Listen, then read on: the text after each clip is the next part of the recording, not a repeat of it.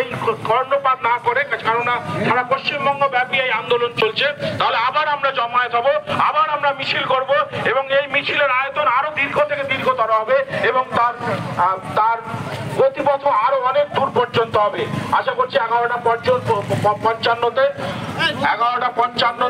আপনারা এত জোরে শঙ্খধ্বনি বাজাবেন যে সে শঙ্খধ্বনি স্বাস্থ্যমন্ত্রী এবং পুলিশ মন্ত্রীর কান পর্যন্ত পৌঁছায় এবং সেখান থেকে তিনি বুঝতে পারেন যে এটা অপরাধ এবং এই ধর্ষককে দৃষ্টান্তমূলক ভাবে শাস্তি দেবেন। ধন্যবাদ।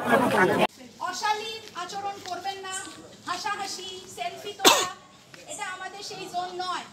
যেটুকু এখানে যারা তোলার মতন আছেন তারা নেবেন। এই শেষে ধামাচাপা দেওয়ার জন্য কমান্ড করার চেষ্টা আজও পর্যন্ত হচ্ছে, এখনো পর্যন্ত হচ্ছে। এর বিরুদ্ধে আমরা আজকেরই শপথ নিতে চাই।